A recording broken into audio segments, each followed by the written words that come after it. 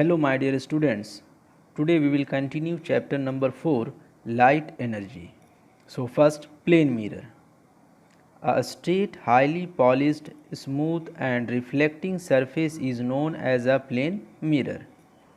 Light rays striking a plane mirror, the angle of reflection equal to the angle of the incidence. A plane mirror makes an image of object in front of the mirror. The image formed by a plane mirror is always virtual, upright, and of the same shape and size as the object. So, a plane mirror is a plane reflecting surface. Image formed by a plane mirror can be studied under two different headings. First, when object is a point object. Second, when object is an extended object. First, when object is a point object. Consider a point source of light placed at point O, distance u in front of a plane mirror. The distance u is often referred to as the object distance. Light rays leave the source and are reflected from the mirror, obeying the laws of reflection. After reflection, the rays diverge.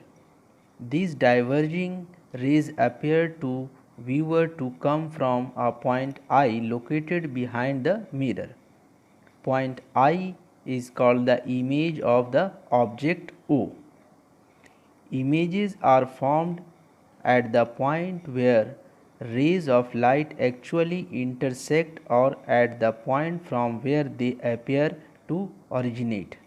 Since the rays appear to originate at I, which is at a distance v behind the mirror, this is the location of the image. The distance v is often referred to as the image distance. The image seen in a plane mirror is always virtual for real objects, but it cannot be obtained on a screen. Real images can be displayed on a screen, but virtual images cannot be displayed on a screen. Now, second, when the object is an extended object. Consider an extended object PS. One of those rays starts at P, follows a horizontal path to the mirror and reflects back on it. The second ray follows the oblique path PR and reflects.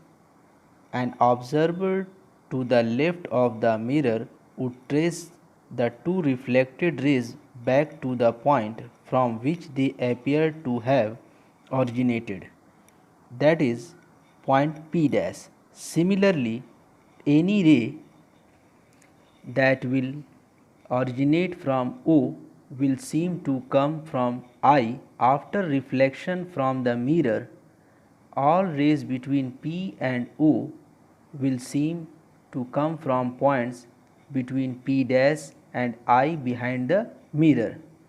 A continuation of this process for points on the object other than P would result in a virtual image to the right of the mirror.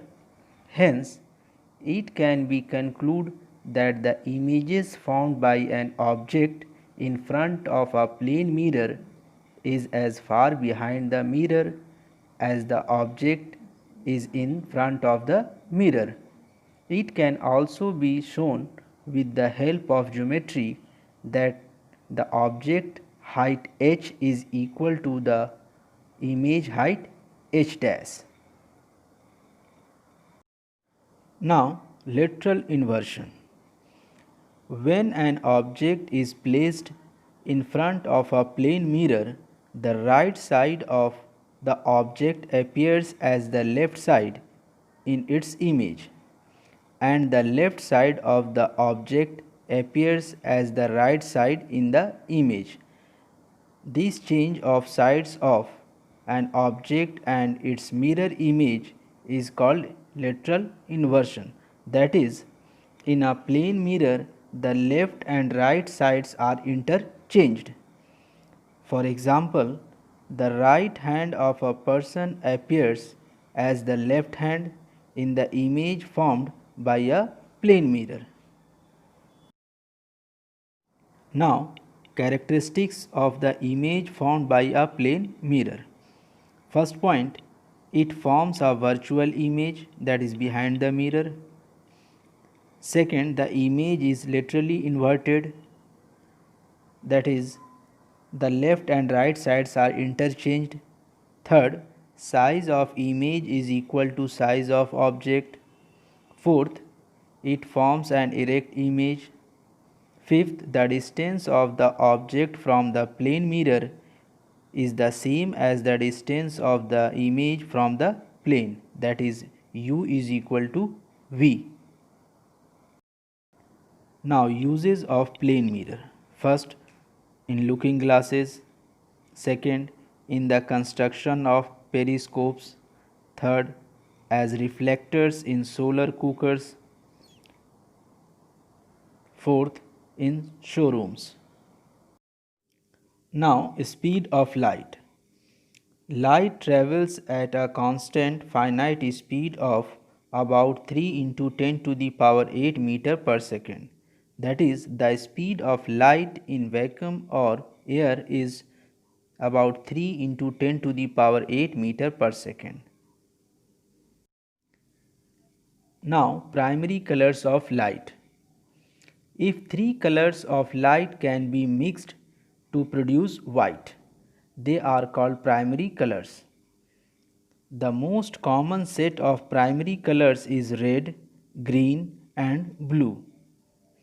When red, green, and blue light are mixed or added together with the proper intensity, white light is obtained. Two colors that produce white when added together are called complementary. The color complementary to a primary color is called a secondary color. Any three colors of light that produce white light when combined with the correct intensity are called primary colors of light. Now, color addition.